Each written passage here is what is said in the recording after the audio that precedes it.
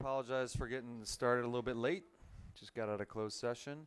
We're calling to order the regularly scheduled meeting for the October 1st El Segundo City Council meeting. We will have the invocation led by Pastor Rob McKenna of the Bridge Church, which will be followed by the Pledge of Allegiance led by Dr. Don Brand. If you could all please rise.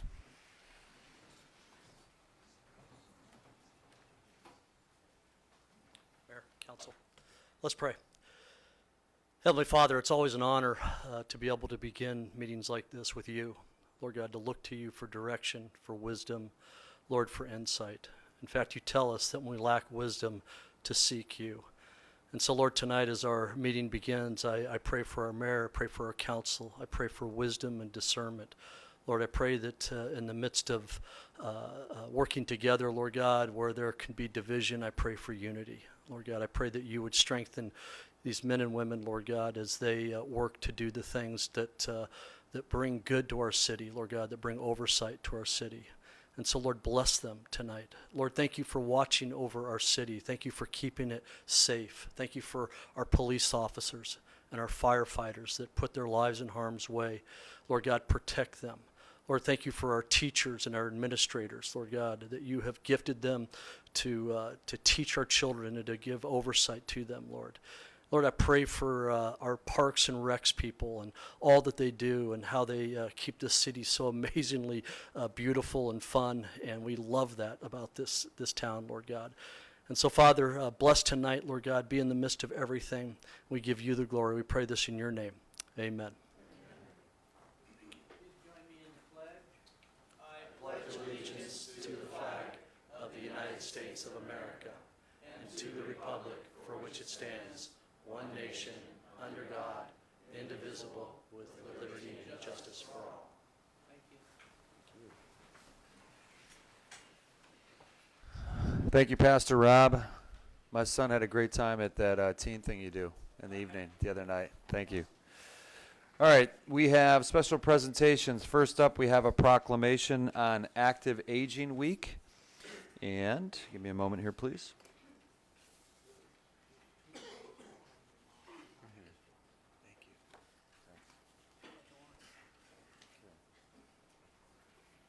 And we have a proclamation to recognize an incredible woman. So here we go. This is for recognizing Carol Hahn. And I'm gonna read this, Carol, and then you can say a few words, okay? And we'll do a photo with you, hopefully, if you're okay with that. Little photo op? Okay, great.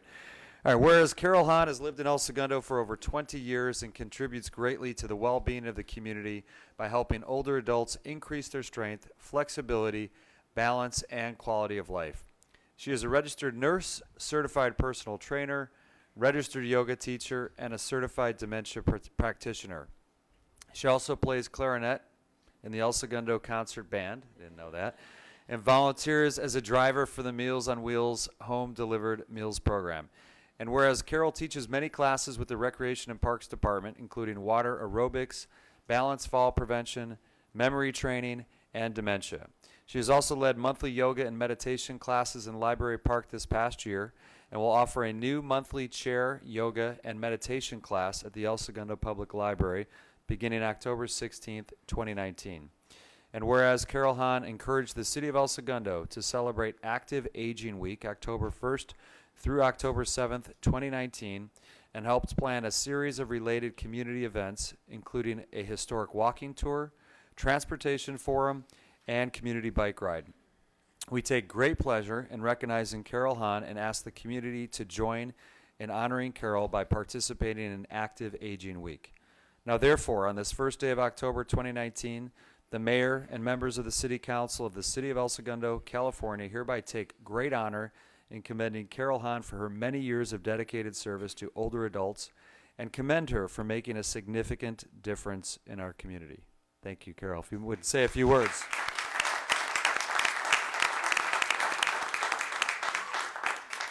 Well, thank you. It's so good to have everybody celebrating this Active Aging Week. and it's nice to have the city come out and really support it. I thought I've been a member of the International Council of Active Aging for years, and when they celebrate the first week in October of active aging, I thought it would be a really good experience for the town, just to get people to do some different things, kind of come out of their ordinary routines and really enjoy life. So I encourage everybody to come to the events, whatever meets your needs, and thank you very much. Thank you. Carol, hold on one sec.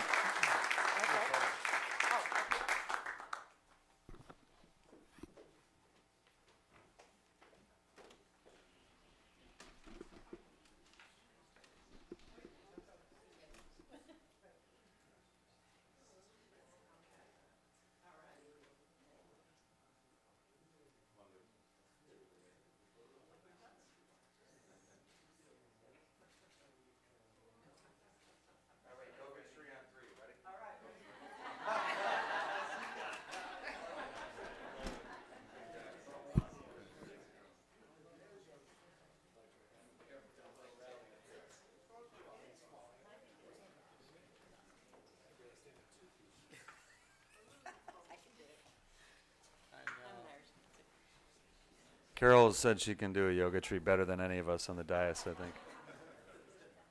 All right, next up we have a presentation. We have Charles Mallory, Director of Information Services, to talk about National Cybersecurity Month.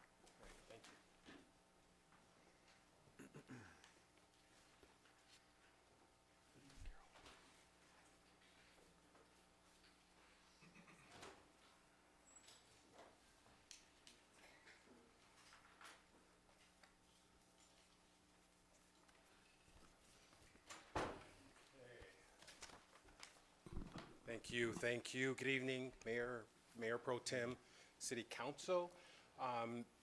October is National Cybersecurity Month, and as a result of it being National Cybersecurity Month, I just wanted to bring some awareness with respect to this actual campaign, okay?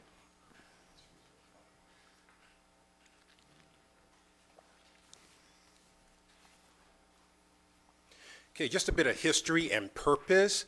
National Cybersecurity Awareness Month was established in 2004 by the Department of Homeland Security.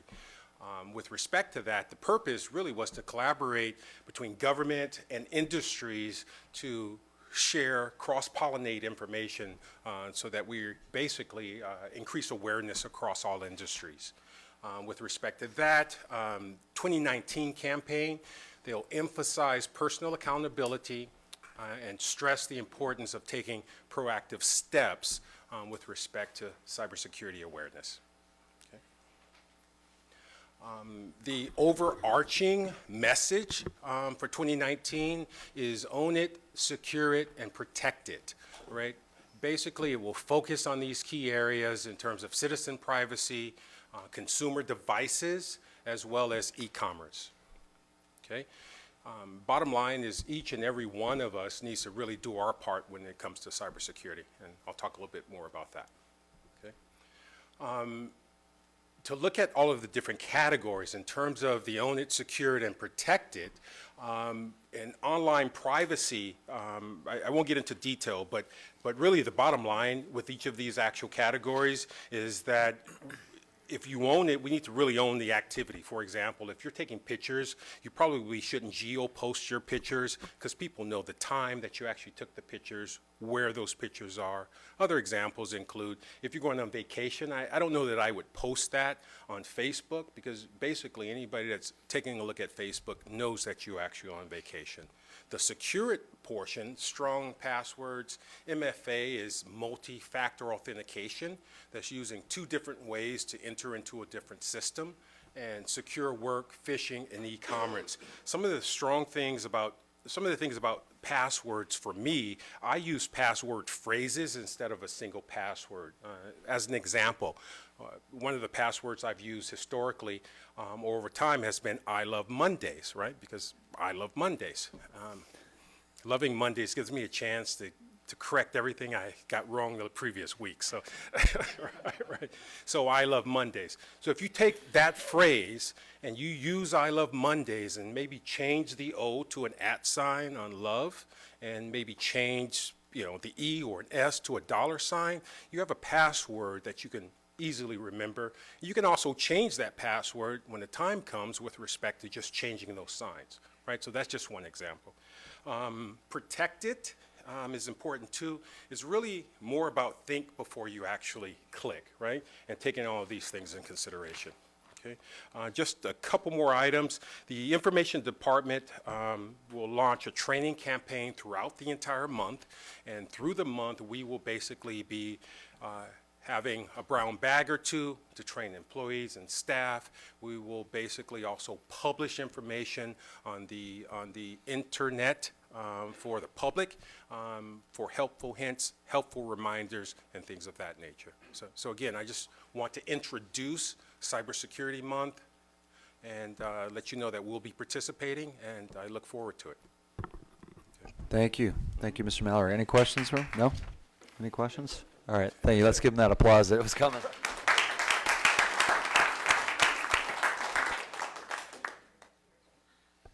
All right, next up we have Director of Parks and Recreation, Meredith Pettit. Is going to give a presentation on event sponsor recognition for 2019. Meredith.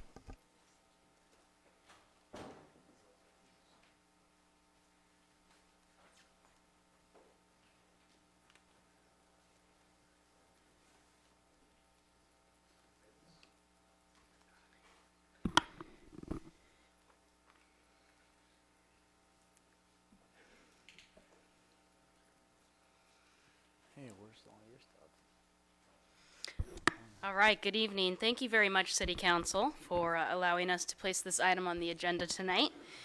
We are just so thankful for all of our sponsors. I think actually internally it's more appropriate to call them our partners rather than sponsors. All of these businesses and organizations are a real critical component to all of our events and the experience that we're able to provide to the residents. We have organizations in business that provide cash contributions that allow us to enhance the quality of our entertainment. Some, they provide in-kind services that kind of add a little bit of a flair or goodies and giveaways at the events. We also have groups up here that operate different components of our events, so pie eating contests, costume contests, and things like that nature. So all of those are really, really important to the entire event experience, and we're so grateful to have all of these partners in our wheelhouse here. I think the most critical compliment that we receive is when a business returns as a sponsor, and that's really showing the success of our partnerships, and we're continuing to grow our sponsor family. Many of these organizations up here are returning, and we do have a lot of new ones every year. So I'm going to turn it over to Ryan to talk specifically about all of the sponsors listed on this slide here, and we have some representatives of these organizations here tonight that we want to bring up also. Thank you, Meredith. Welcome, Ryan. Good evening. Doing events in town is really a great job that I have, and getting to work with all these individuals is really fantastic, because with events and these groups, they're trying to make our town better and make our programs better, and they're bringing their own ideas to the table that have really enhanced our events. You've seen over the years, concerts have grown quite a bit. Our 4th of July fireworks show at the end each year has been growing. We've been able to produce a nice finale the last couple years, and that's all thanks to the people behind me. So at this time, I'd like to bring some of them up and highlight some of the stuff we do. I'd like to bring up Bill and Patty from Bill Ruane Realty. Bill's been really instrumental with concerts and 4th of July, Elderfest, and being supportive of all our different senior activities throughout town. He's great at all the different events, always out there participating, bringing a different flavor, whether it's a character person or some t-shirts for the family camp out. So Bill's been fantastic at events. We're really grateful for him. So thank you. Thank you, Bill.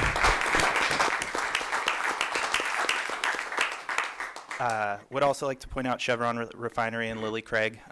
Lily's often front row at her concerts, and you can see her throughout town. We'll kind of chat back and forth, and if I know her toast happened in front, I made a good decision with that band. So you've really, concerts when I first moved to town was the community band, no sound, no staff, and you see where we're at with the attendance, and that's down to, our partners in town. So thank you very much, Lily, and thank you, Chevron. Thank you, Lily.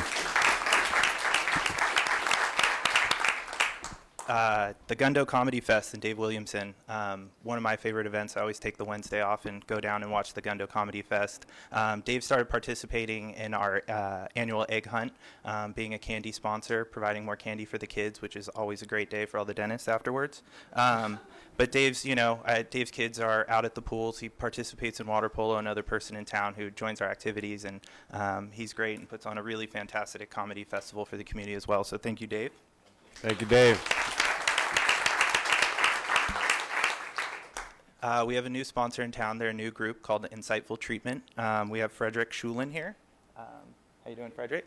They're going to be participating this year for the first time at our Halloween Frolic and also sponsored our golf tournament. So they're down at the end of Main Street, close to El Segundo Boulevard. So please check them out.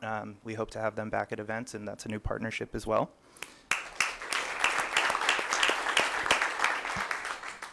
The Masonic Lodge with Steve Bratt, and I'll kind of put this one a little bit in as well with the Rotary with Eloise Mendez and Val.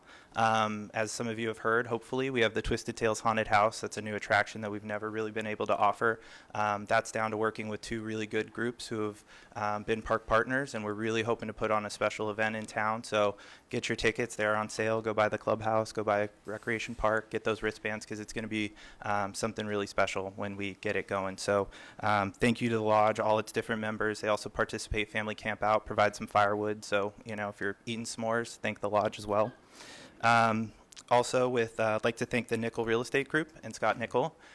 He's added to our Star Party. It's been kind of a smaller event, really good foot traction, about 200 different people up there.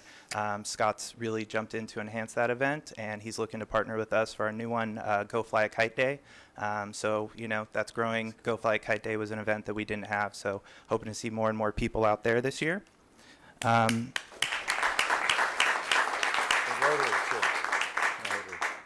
And then the last one to highlight is Eloise with the El Segundo Women's Club. The annual pumpkin contest is coming up, so we're 30 days away from Halloween Frolic. Pumpkins are due at 5. But the women's contest always, they come out and they judge and they put that on for as long as I can remember, participate in Hometown Fair. So we're really grateful for these groups. And, there's some that weren't in attendance, like Kiwanis, Pie Eating Contest. ADAP has jumped in. Hey, we're right here. We are the pie eating contest aficionados right here. And I think I schooled both these people in pie eating last year, right? Thank you guys for the pies. I saw pie on your face. Yeah. But no, Road and all the different groups. So we're really grateful. They're great to work with. They're at all the events, and they've definitely enhanced. And so thank you guys, and look forward to next year. Thank you. Should we do a photo with all the people that are here sponsoring? Yeah, let's do that. Let's bring them up, please.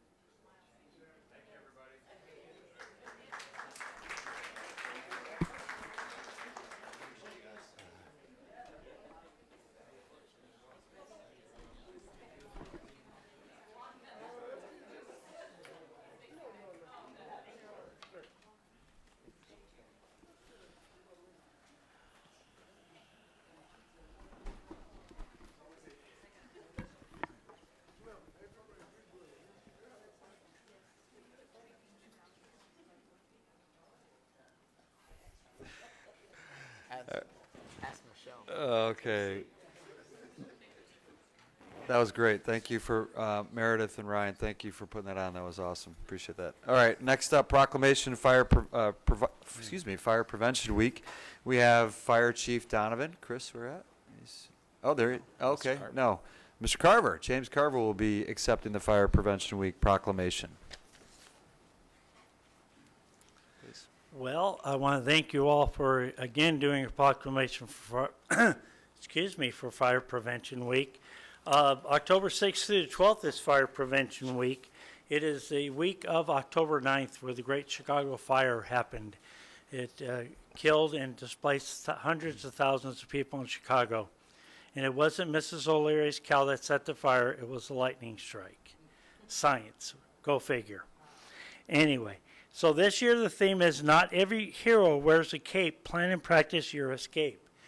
There were over 2,600 people perished in house fires in the United States in 2017. Unfortunately, the most recent statistics we have.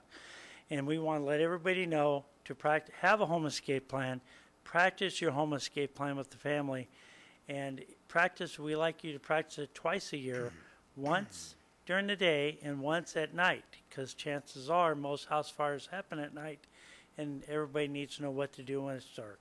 Home escape plan, know 2 ways out of each room, especially if you're on a second or third floor, have the escape ladder, and have a meeting place outside of the house. Cooking is the leading cause of home fires, so watch your stoves. Have working smoke alarms, and if you want to know where to put them, you should have a smoke alarm on every level of the house, inside each bedroom and outside of each bedroom. We are this year also hosting with the El Segundo Rotary the 72nd Annual Fire Prevention Week poster contest, where students from the 3rd, 4th, and 5th grade can draw posters that depict the Fire Prevention Week theme, and then they're judged by the Rotary, and then we have a Fire Prevention Week luncheon for the winners, pizza, salad, and Target gift cards, they love that, at the Masonic Temple. Thank you. Thank you, sir. And sorry, Mr. Carver. Councilman Nichols going to read the proclamation, if you don't mind. Thank you. I'm sorry. That's all right. No, We it didn't was wanna my stop fault. you. Kind of went out of order. Proclamation, City of El Segundo, California. Whereas fire departments in the United States respond to an estimated 357,000 home fires in 2017, according to the latest research from the National Fire Protection Association. And whereas home fires killed 2,630 people in the United States in 2017, according to the National Fire Protection Association, and whereas the fire death rate per 1,000 home fires reported to U.S. fire departments was 4% higher in 2017 than in 1980. And whereas when the smoke alarms sound, residents may have less than 2 minutes to escape to safety. And whereas residents who have planned and practiced a home fire escape plan are more prepared and will therefore be more likely to survive a fire. And whereas home fire escape plans should be developed by all members of the household and practiced at least twice a year during the day and at night to ensure everyone know what to do in a real fire situation. And whereas the El Segundo Fire Department, which is dedicated to the safety of life and property from the devastating effects of fire and other emergencies, is joined by concerned citizens of our community as well as businesses, the school district, service clubs, and other organizations in its fire safety efforts. Now, therefore, the mayor and members of the City Council of the City of El Segundo, California, do hereby proclaim the week of October 6th through October 12th, 2019 as Fire Prevention Week. Further, the mayor and members of City Council join Fire Chief Chris Donovan in inviting the El Segundo community to observe Fire Prevention Week by practicing fire prevention and fire safety year-round and heeding the message, not every hero wears a cape. Plan and practice your escape. You want to get a picture? Sure. There you go.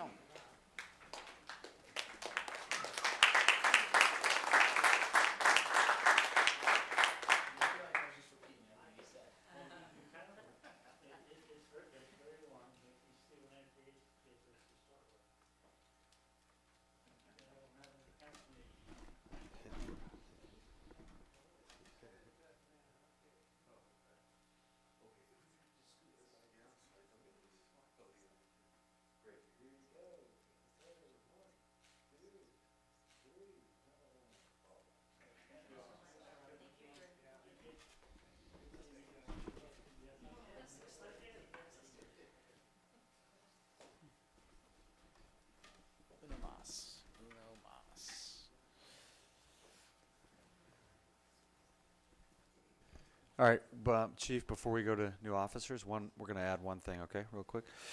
We have Mayor Pro Tem Perstuck is going to read a proclamation that we have.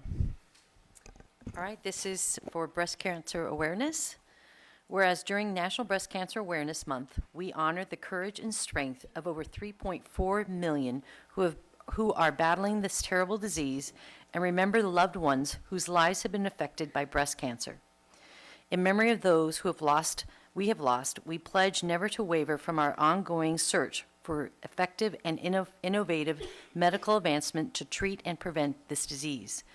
And whereas more than 268,000 women and approximately 2,600 men are diagnosed with breast cancer annually, while deaths from breast cancer have declined over time, it remains the second most common form of cancer and the second leading cause of cancer deaths overall among women, with a staggering 41,000 lives lost each year.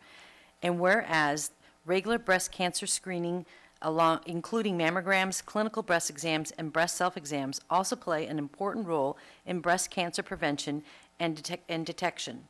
And whereas, while there is currently no cure for breast cancer, researchers, organizers, and individuals are dedicating their time, energy, and resources to developing a cure to prevent future health issues and unnecessary loss of life from this devastating disease. And whereas this month and throughout the year, we take time to recognize the hardworking citizens, organizations, and healthcare providers working toward a cure, and we honor all breast cancer survivors and victims from the strength, grace, and perseverance. Now, therefore, the mayor and the members of the City Council of El Segundo, California, do hereby proclaim the month of October 2019 Breast Cancer Awareness Month. And for accepting this, if anyone would like to come forward who has had breast cancer, fought breast cancer, or knows someone with breast cancer, we'd love to come and take a picture. Anyone? No? I'll accept it, Carol, if no one Okay, else yeah. is. My mother's a survivor of breast cancer. Okay. I'm sure cancer has touched all of us, and so we just wanted to take this time to proclaim the month and have us all remember it. Are you a breast cancer survivor? Yes. Okay, well, come on Oh, up. excellent.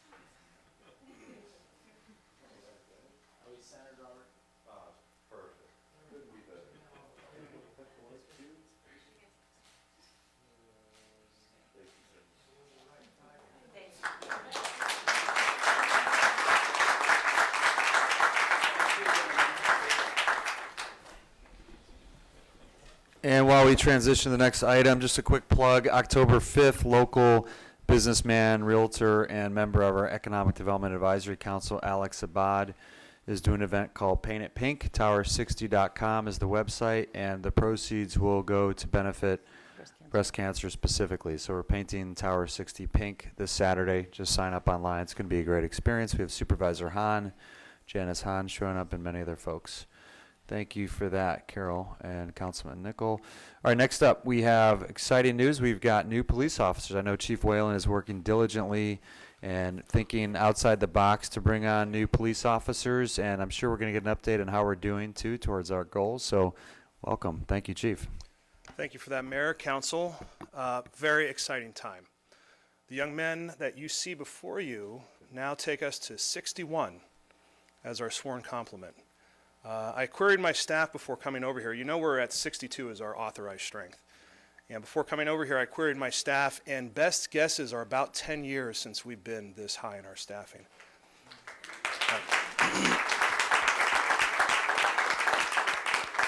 And it was about 2 years ago I sat in front of you in this forum with the challenge at that time when we were at 48 strong and to get up to full strength.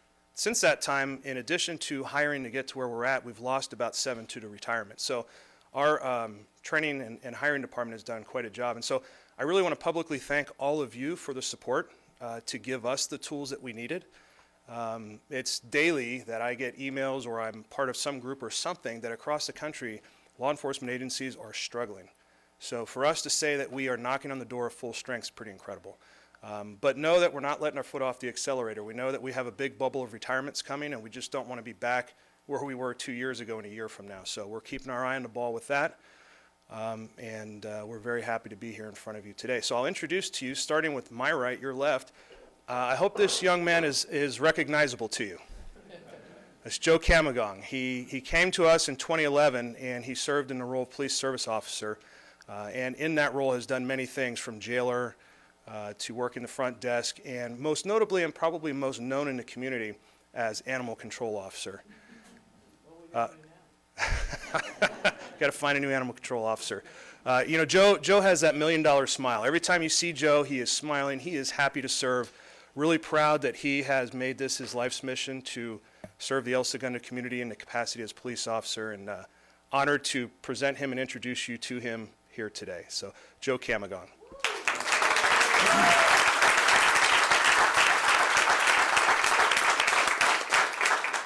Equally as exciting for me is to introduce you to Christopher Eslinger on my left. He's a lateral from Hermosa Beach PD.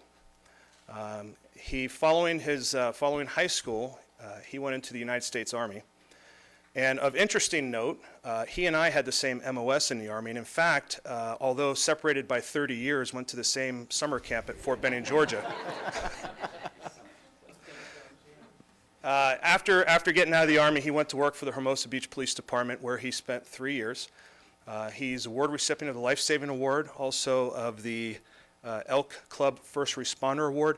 And a little story about Christopher that I don't think he knows. We'll find out by the look on his face after I tell this. As part of our background investigation, we go to your employing agency and we do a little research. We talk to people you work for and stuff. And our background investigator was in the lobby of the Hermosa Beach Police Department. And this neighbor dispute kind of started boiling up. And he was thinking, man, am I going to have to kind of jump in and do something? This is getting a little heated. And he contacted the person at the front desk, and they said, no, it's okay, we have an officer coming. Turns out it was Officer Eslinger, who didn't know, I'm told, that that was his background investigator that was now watching this entire interaction. And it impressed our background investigator so much how he handled that he actually noted it in the background investigation.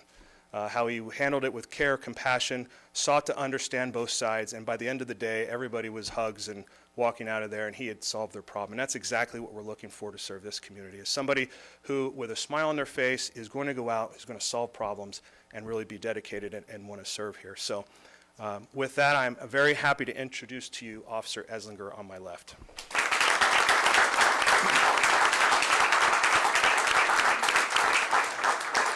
And before I turn the mic over, I know the fire chief's not here.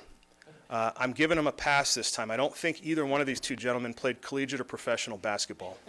So for at least this round of hiring, he gets a pass. Joe, I'll turn it over to you if you want to say a few words. Good evening, Mayor, council members, and citizens of El Segundo. As the chief said, I was happy in 2011 to get accepted to work as a jailer and the animal control officer. And I did it proudly to serve this community. Now I'm given the opportunity to work as a police officer to serve again. Thank you.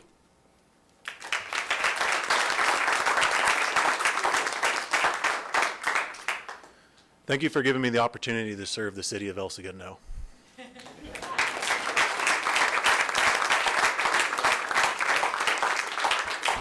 Let's do a photo. And again, I want to commend you, Chief. This is probably the tightest labor market we've had in a long time, and I don't think that, that police departments are excluded from that, the difficulty in hiring folks. So congratulations. You've come a long way. Thank you.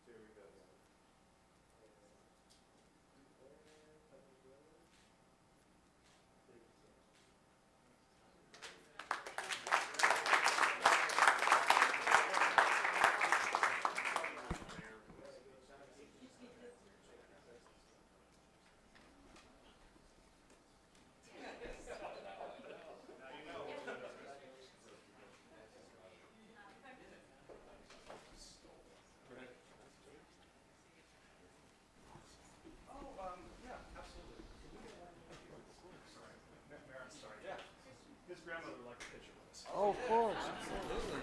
Yeah. Yay. Yeah, why not? Yeah, let's do it.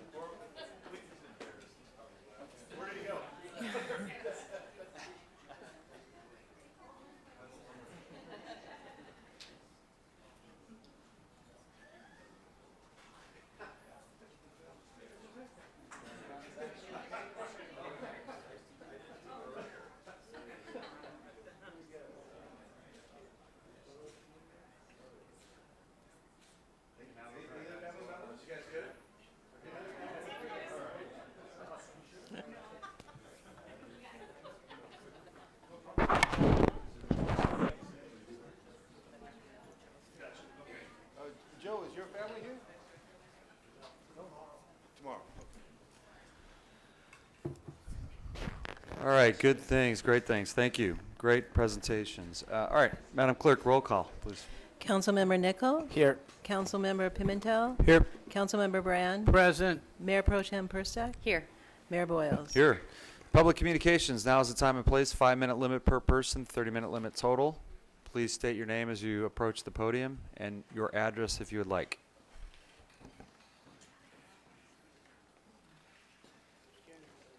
Yep. They're here for the show. Hello, my name is Chris Cagle. I'm with the South Bay Workforce Investment Board. Thanks for allowing me to address you today. Wanted to come by and deliver our fourth quarter report, which I'll give to the clerk in a minute. I wanted to start off by saying I had a nice meeting with your city manager not too long ago. It was real productive. Our executive director, Jan Vogel, came out. We had a nice conversation about how we can service your city. Looking forward to that. And as you know, anytime you need anything, you can give us a call. And for the public, we help people find jobs, help businesses find workers. And when we have success with people, for some of the more interesting, difficult stories, we profile them at an alumni event every year. And this year, it's going to be on October 10th at the Torrance Marriott.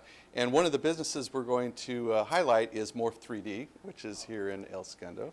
Really great company. They're also a part of our Aeroflex program, which is a pre-apprenticeship program for aerospace people that want to get into that career, and it also leads to apprenticeship.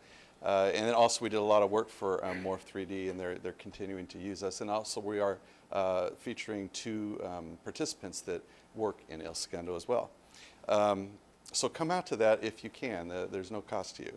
It's open to the public as well. You just have to buy a ticket. Also, I want to point in this report, we did a recent study on healthcare. That report's in there, and we did another report on teleworking and flexible workplace practices. This was in partnership with Cal State Dominguez Hills and the South Bay Cities Council of Governments, and I have the executive summary in there, and you can download that on the internet if you're interested. As I said before, anytime you need anything, just give us a call. Or for the public, it's 310-970-7700. Thank you so much. Thank you, Mr. Cagle.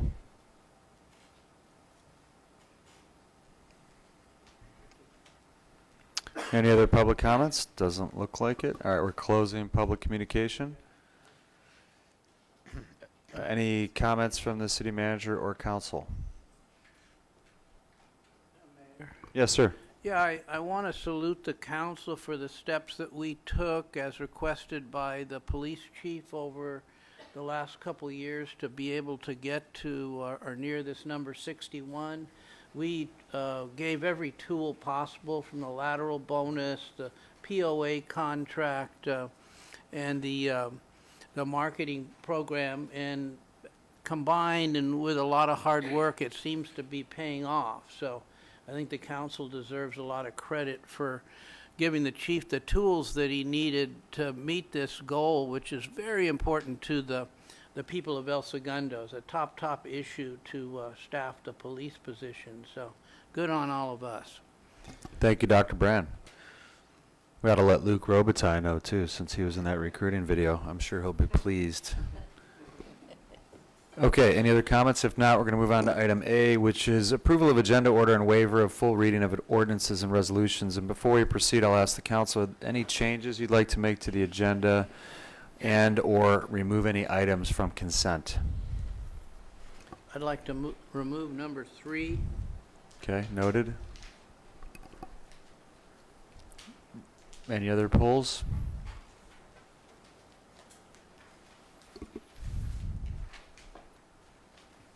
No? Okay. Do I have a motion? Oh, Yes. sorry, I wanted to, it's, 6? No. well, it's Six. an item in 6. Yeah, so then you have to pull 6. I figured, okay, so we'll pull 6. Do you Any have to other? pull the whole 6? I think that's a good question.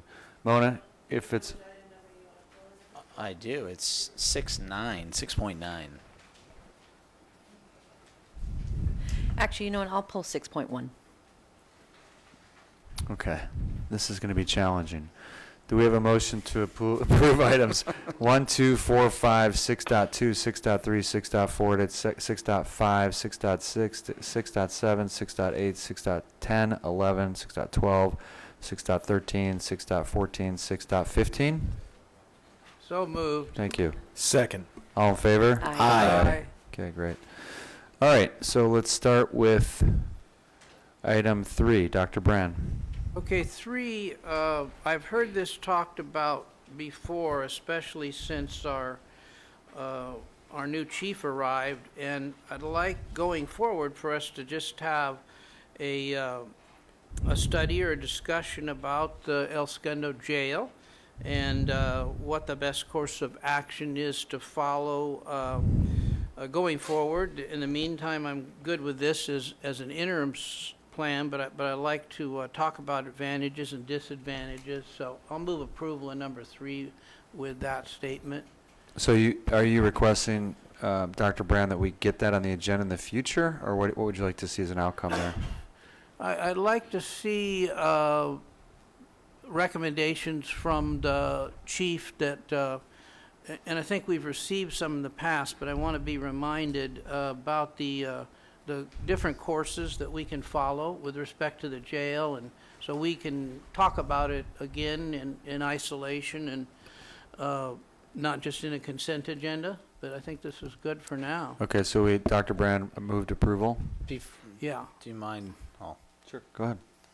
I think it's important if the chief could just come up and speak to it briefly, so it doesn't get written in the Herald that, El Segundo is moving their jail to Hawthorne, and then, town freaks out. So I think that, if you could just explain quickly to the public what you gave us in that memo, I think that'd be very helpful. So I'll address both of what was just brought up right now.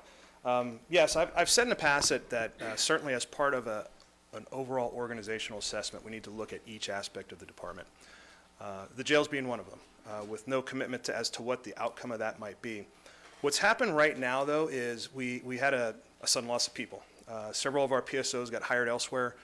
Some are on long-term leave, so we had a very quick and unexpected reduction in our personnel strength. So this is really a stopgap. This has nothing to do with any sort of outcome long-term for the jail. This was simply a need. We have to book prisoners. We arrest prisoners. And while we can certainly use our neighbors' facilities on an occasional basis, we can't do that knowing that we have a staffing shortage. Like, we can't just do that for 6 months. And so this is entering an agreement with them, with Hawthorne, simply we're going to condense our staffing down during the week. We're going to spread our staffing out so that we can cover our front desk and still be available to the public when they come in, but have the ability to book prisoners, which is one of our core responsibilities when we arrest somebody. Not doing this would force us to go with the county sheriff, and it would be about 3 times the cost. So Hawthorne has really given us a good deal in this short-term fix. Now, as part of this, we're going to evaluate the effectiveness of this, because anytime we change operations, there's always other things that pop up. And so we are going to certainly evaluate this, and then over the next year or so, that will be part of what we look at moving forward. Because we're going to have to make a decision. Are we going to hire more PSOs? Are we going to look at bringing in contractors? Are we going to look at contracting out? There's a lot of options we can look at. And so this is just one piece of what is going to be in the best interest of our community and our police department, and to provide for us to provide the most economical service possible. Does that answer your question, sir? Mm-hmm. It's perfect. May I ask one question on this? Is this a pay per use? I know it's an allotment up to $315,000. Is this something that first it comes from the general fund? Because I know that some of the funding sources from this come from our enterprise funds, where we ostensibly do not want to deplete our wastewater enterprise fund, because that's allocated for wastewater management, which at our last meeting we realized is increasing at 25% cost over the next 2 years. So when we get to that, this is pay per use, is my short. But we're not necessarily going to allocate or use all $315,000 that are allocated, or is it a blanket purchase order? It's not $350,000. 15, I believe, is the allocation for this. 316, sorry. No, I'm sorry, I'm reading the wrong line. I apologize. I think we're at 316 is the fuel line. I'm so sorry. I saw 45,000. 45,000. I apologize. I apologize. I was reading the wrong scribbles. Disregard everything that I just said. Well, no, now that you brought it up, though, Chris, and that $45,000 is being offset elsewhere, right? Our plan is to offset it with salary savings, Okay. because we are short those positions right now and anticipating some further vacancies moving forward. Great. And we're talking about weekends primarily, right? Only weekends right now. Only weekends. Okay, thank you. So we have a motion to approve made by Dr. Brand. Do we have a second? I'll second it. All in favor? Aye. 5-0, thank you. Dr. Brand, I'm going back to the binder now, so I don't have to deal with the technology. Defeated. Okay, welcome back to my world. I've dabbled in the future, and it won. Okay, let's see. 6.1. Thank you. 6.1.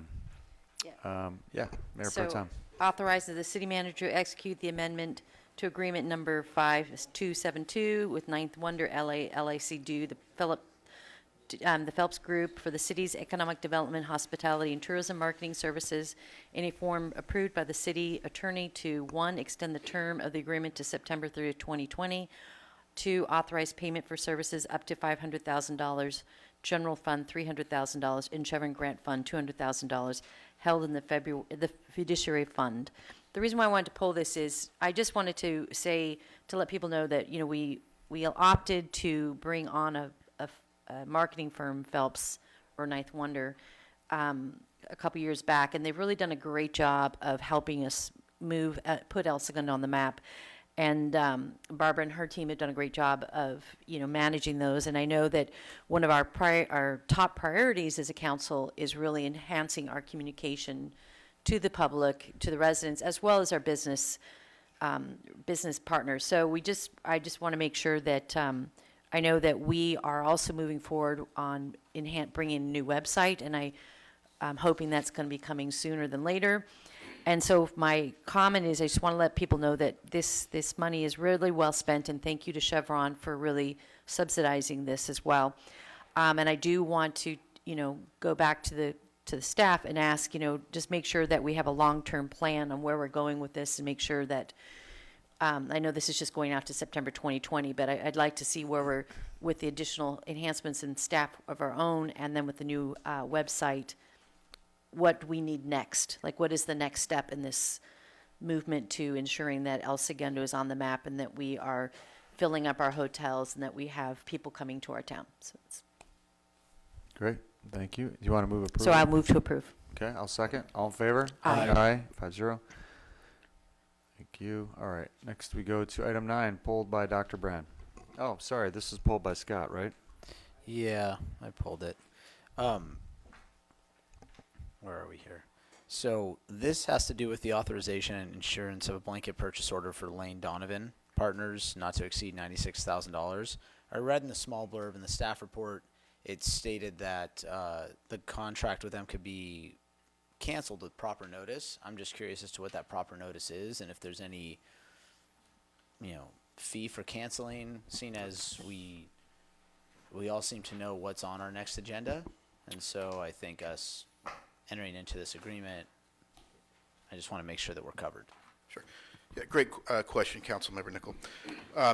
So that's on there so we can keep the golf operations going until everything does play out with what's going on with Topgolf. So we can cancel the contract with Lane Donovan with a 30-day notice, and there is no penalty to do so. I think that's actually 120 days. There's an amendment to that agreement. No, are you looking at the original agreement? Yes. Yeah, there was an amendment to that. So it's 120 days. So can I ask when that was? Because I know I asked that exact same question last year when we did this, and I was given 30 days. So I was wondering when that amendment was done. A while ago, I'm gonna venture a guess of like about 8 years ago. Okay. And that was the only thing in the amendment. Because I know I asked that exact same question last year when we were going through this. I just want to make sure that we're not wasting money or entering into an agreement that we know we're not going to fulfill. What we can do is we can pull through the city clerk's office the amendment that the city attorney is referring to. Make sure that that is the most current one. Yeah, I have the most current set of documents, but we can, if the council moves forward and takes action next week, then we will have sufficient time to put them on notice and there won't be any crossover. So we won't be paying for the gates to be up and still paying Lane Donovan $8,000. Okay. That's But all I needed would to know. it be worth our while not approving this tonight and then just bringing it back next council meeting and amend it? Like, what's worth? I'm not sure why. I was just concerned that we knew what the runway timeline was. Right. And that we would have plenty of time Yeah. to trigger that. But why? notice. What's the rush to approve this tonight then? Probably to pay them next month. Mr. Mayor, members of the council, you have options. You could wait, but I think the desire for the contractor to be paid for the current work is there. When we come back with a top-off item, we can provide clarity to this issue at that time. But if we as well. approve this tonight, then are we not locking ourselves in? Can we not just say, let's go month to month? The agreement just continues on until they get 120 days notice, so it won't make any difference in that regard. And we'll one way or another, either through the next meeting's agenda or through a separate communication, we'll clarify and show you in writing the 120-day notice piece. And we have to adhere to it, no matter what you do tonight. I mean, if we just don't approve that item tonight, what happens? They wouldn't be operating within an agreement, I suppose. Actually, they have an agreement. We just wouldn't be paying them, which would be problematic for the city. Oh, I see. Just keep it to alive in get- the spirit of the agreement. I'll we'll move be adhered to. approval, given what I heard about the cancellation provision. Second. All in favor? Aye. Aye. 5-0. Thank you. All right. So we're on to public hearing. And this is to conduct a public hearing establishing an annual permit fee for commercial and multifamily solid waste collection and transportation services and an annual permit fee for residential self-hauling of solid waste. And you know what, Mark, can I get a sidebar with you for 30 seconds, please? Sure. Okay.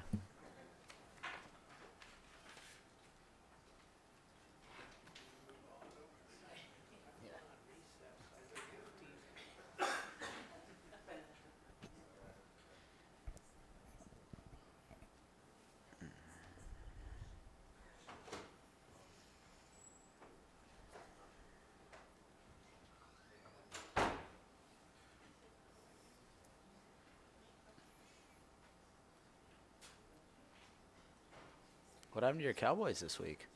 They forget how to play offense?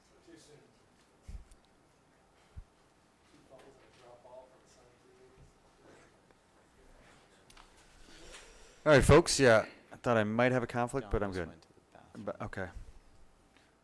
You don't have a conflict. Let's take a 7. What time is it? I can't read. I need glasses. It's 6:58. 2 minutes. Okay, 19:05. We'll come back at 19:05. A little recess.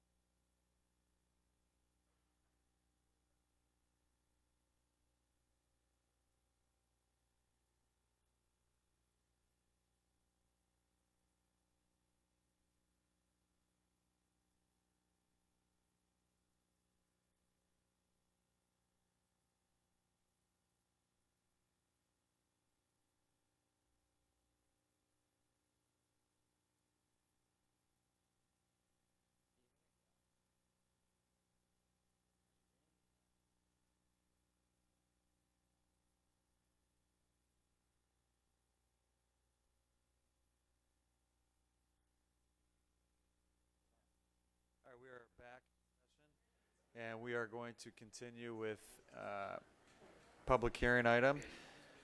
This is a time and place hereto fixed for a public hearing to establish an annual permit fee for commercial multifamily solid waste collection and transportation services and an annual permit fee for residential self-hauling of solid waste, fiscal impact TBD.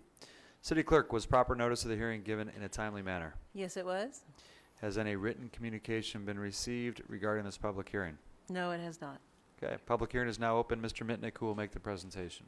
Public Works Director Ken Berkman. Thank you, Ken. Good evening, Honorable Mayor, council members. So you recall on June 18th, council approved the revision to our municipal code solid waste ordinance. The public hearing tonight will establish the cost recovery fees for commercial haulers and residential self-haulers. Council will also remember that historically the city has operated under an open commercial hauling system that only required a business license. The new ordinance helps us address the gaps that CalRecycle noted in the audit of our solid waste program. And this new permitted hauler program will help the city towards achieving compliance with the state's rules and regulations. So residential self-hauling was a required option made part of the revised ordinance as well. As it's so stated, the person in charge of the premises must personally conduct self-hauling in compliance with all the rules and regulations required by CalRecycle, just like the commercial haulers and our own residential franchised hauler, EDCO, as they do with their legal operations in our city.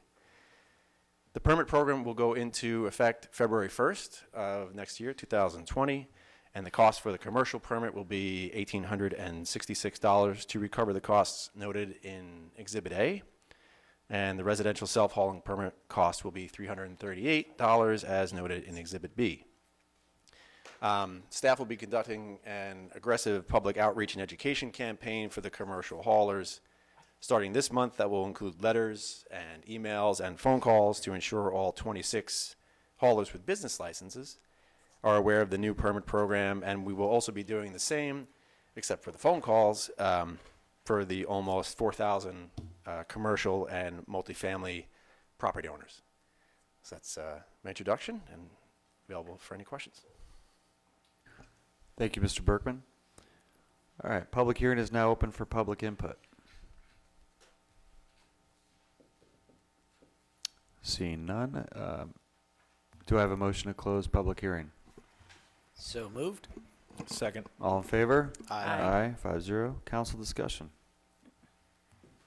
I only have one question about self-hauling. Notably, self-hauling is roughly 30% more expensive, 130% of the cost of using our franchise agreement. So if you're a residential self-hauler, it's roughly $240 a year to use.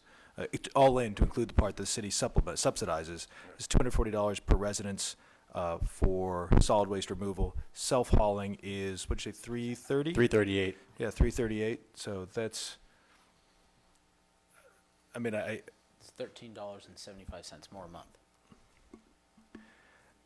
that's based on our staffing model to process his paperwork and check his insurance? Or There is several activities that have to happen with staff.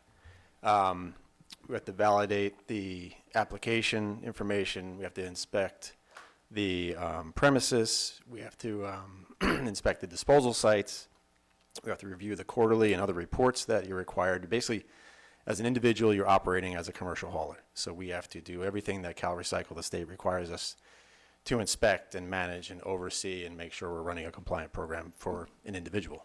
I don't ask this to indict the process. I just want to make sure that if you are a self-reliant person who chooses to self-haul and finds this to be an enormously illogical step, that it's more expensive to do it yourself, notably more expensive, then the reason for that is not us as a city. The reason is we have to hit these stipulated state-mandated wickets and do some things that we may think are excessive, but it is not driven by the city. It is driven by the state because it certainly would look, if you were a industrious, self-reliant person, to be a bit bizarre that it's that much more expensive to do it yourself than to pay someone else to do it. So. Yeah, Ken, what do you anticipate? How many people will actually take us up on that self-hauling? We've had 0 inquiries. I think we had actually one phone call to our senior management analyst, but in describing the program and the, let's say, the burden of proof that you have to maintain during the year, it's easier to use our franchise. I mean, I can't model. imagine, like, unless the cost was zero, that anyone would want to do it because it's transportation costs, it's time, and then it's tipping fees at a transfer station. Right. I would say this, I think there are a number of people that likely are doing it now, that once they find out there's a program with which they need to comply to do it, we will likely have more inquiries, not many of them to apply for the permit, but there will be inquiries. So I think the more important question is, has EDCO reported back to us how many residents have not signed up for accounts? Or are not paying their accounts, or have We haven't refused asked service? for months, but there's been, and it wasn't a sign-up program, of course. You were automatically in the program as a single family or a duplex property. But given their weekly audits and discussions we have with them, we have not heard of anybody skirting the program and not having the bins out there. I'm just thinking, because I know offhand of at least 4 known vacant properties. Families own these properties. No one lives in them. They just sit there. Lights are on timers. There's nobody creating waste at these sites. And so my thought is, if I'm the owner of that property, at some point I may be calling EDCO to say, no one lives there. No one's throwing away anything. I'm not going to give you $15 a month. So that's really the information I'm looking to hear from. And that's where, to Chris's point, there's people that may be doing this.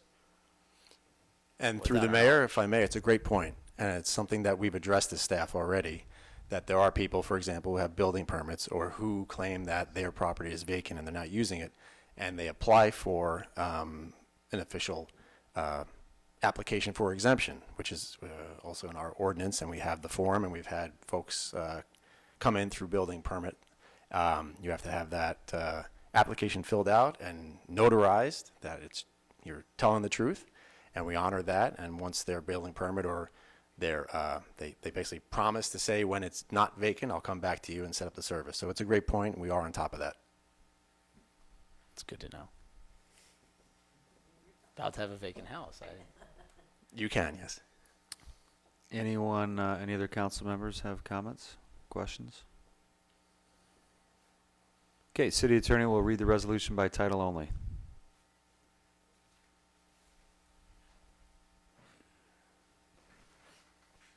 Mayor and Council, a resolution of the City of El Segundo establishing fees for commercial, multifamily, solid waste collection and transportation permits and residential self-hauling permits is ready for adoption.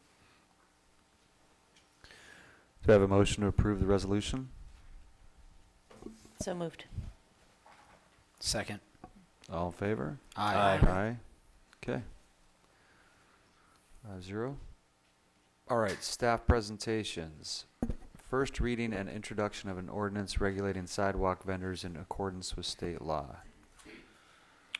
And Mayor and Council, this is being brought forward based upon legislation that became effective at the beginning of January of this year, and it relates to sidewalk vendors, specifically food sidewalk vendors.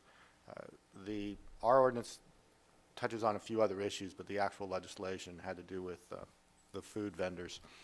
And as part of that legislation, they made it, they reduced the restrictions that cities could put on food vendors, and the overall restrictions that are allowable at this time are that you can prohibit stationary food vendors in residential areas, and you can, with both stationary and mobile vendors, you can, in other areas, you can prevent them from blocking sidewalks, and you can prevent them from competing, if you will, with special events or with concessions for nonprofit groups, like, for instance, Little League over at the parks. You can keep them out of those parks to not compete with our Little League or other groups. Our farmers market, we can keep them from competing with that. The various city events throughout the years, we can keep them from being at those. Doesn't mean you have to, but we can. The ordinance has been set up to prevent them from blocking the sidewalks, which means basically they have to leave 48 inches on the sidewalk that's traversable for ADA purposes. Again, they can't have stationary vending in the residential zones, which means they have to be in a roaming type cart. They can stop to make a sale, but otherwise they have to keep moving. They cannot offer junk food within 300 feet of a school. They may not, again, operate within 300 feet of certified farmers market, swap meet, other designated special events. And again, cannot operate in our parks to the extent that there is an exclusive sale of food and merchandise, but concessionaire there. And those are the key issues. And they do have to get a city permit and be licensed to do business in the city, and they have to have a county health permit. Happy to answer any questions you have. Questions from the council? This brings back memories that probably only Mark shares and Carl Jacobson, but we had a little flap here, maybe 2010 or so, around this ice cream truck lady. Remember that one, Mark? And I think you made the news for that one. yeah, I made the USA Today. People are calling me from the Midwest and the East Coast because I came out against the ice cream lady, and Patrick Healy's out here on Main Street talking to me. There was competition there with the little leagues and the different sports teams that I didn't think was fair. And like a lot of things, I lost that one 4-1, but I became somewhat infamous about it. I had to come out in favor of Santa Claus and the Easter Bunny to kind of restore my image. Now, some of the things you said there, it's like coming back to those days and what the prohibitions would be and how much more open it is now. Yeah, interesting. Are they allowed to, I guess, two questions. One, can they block the public right away? No, right? No. You mean as far as the streets? Yes. No. Can Or the sidewalks, for that matter. Again, they have to be traversable for ADA and the public. And what about parking spots? No, they cannot be in the parking spots. Okay. I just want to make sure because parking comes at such a premium, you know. Now, if a street were blocked off for other purposes, then yes. The regulations on this are these code violations, or are these, who's our responding officer for this? Is this the police department, or is this a code enforcement issue if a citizen reports this? Well, it could be either. They cannot be criminal citations any longer under state law, so these would be infractions. They're infractions subject to the person's individual ability to pay as well. So if they are civil actions, and we're adding other things that we have to do code enforcement on, and we have a stack of things, and this is a little bit of a non sequitur, well, it's a little just of a tangent. Do we need another code enforcement officer? That's a question I can't answer. I mean, that's not necessarily you. I'm looking directly past you toward Sam. Do we have enough code enforcement to handle other elements in the code that we need to enforce? Because I suspect that the chief does not want to allocate his new officers to run around to chase hot dog push carts around.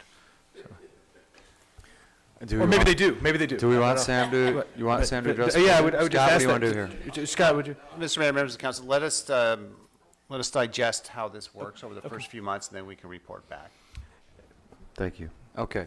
So do we have someone who'd like to introduce this resolution or ordinance? I'm sorry. I'll introduce it. Okay. We're done, right, Mark? Need to read the title, and then you'll be done. Thank you. An ordinance amending El Segundo Municipal Code Title 4 in Section 7-6-5 and 10-1-4 to regulate sidewalk vending in accordance with state law, and it's been introduced. Thank you. All right. So you're going to get back to us, Mr. Mitnick, next with a little bit debrief. Okay. Thank you. Yes, sir. First couple months. I will second the motion. It's actually just an introduction. This will be brought back for a second read and potential adoption at the October 15th council meeting. Thank you. All right. Let's see. We're going on to reports. None from committees, commissions, and boards. City clerk, any reports this evening? No. Okay. Thank you. City treasurer, no reps from there. Councilmember Pimentel. Mr. Mayor, I presume you will address the champions of business, so I will defer to you for that. Or I you have no can. question. You No, can- no, you wanna- please. Okay, thank you. Councilmember Nickel. I will pass. Thank you. Councilmember Brand. Yeah, I just wanted to comment on a terrific event, Champions of Business, last Thursday evening at the King's headquarters on Nash Street. Barbara Voss and her team did a fantastic job putting that together. We reached new total attendance marks. The program was really good. It was professionally done. It ended up with a surprise presentation of the Tyler surfboard. It was just a really wonderful evening, and each year the Champions of Business has gotten bigger, and so we've got high mark now, looking forward to 2020. But thanks to everybody who made that such a success and a good time for the hundreds of us there. Thank you. Thank you, Dr. Brand. Mayor Pro Tem. I'll ditto what Dr. Brand said. Thank you. Yeah, I just want to thank the Kings. Luke Robitaille did an amazing job as a keynote speaker for that event last Thursday. Daryl Evans, legendary King and commentator, was the MC. He did a great event. Our feet were a little bit cold sitting over the ice. Notwithstanding, we had over 400 people. The goal was, actually, I think the original goal was 300. Then we upped the ante to 400, and we still exceeded that to 420, or so, roughly. And really nice VIP reception that Luke Robitaille hosted for the premier sponsors. That was a really nice touch, Barbara, this year. Congrats. The award's really nice. The businesses that won awards, I just want to commend Slingshot Aerospace. And what's so cool about Melanie Strickland and her team, 21 years officer in the Air Force, is that she's built a really cool concept using satellites and other technology to help in disaster recovery. And she is here because of a result primarily of Starburst Accelerator, who the Economic Development Council brought into town. So we're starting to see the fruit of this aerospace ecosystem really evolve, this next generation of aerospace, really exciting. And then we had Michael Hackman of Hackman Capital, who built Culver Studios and reimagined that. Huge project for Apple and Amazon, is building what was formerly the district. What's it being called now, Barbara? 888 North Douglas, thank you, which is the former Northrop Grumman line. That's going to be incredibly exciting, 350,000 square feet being reimagined. He got an award.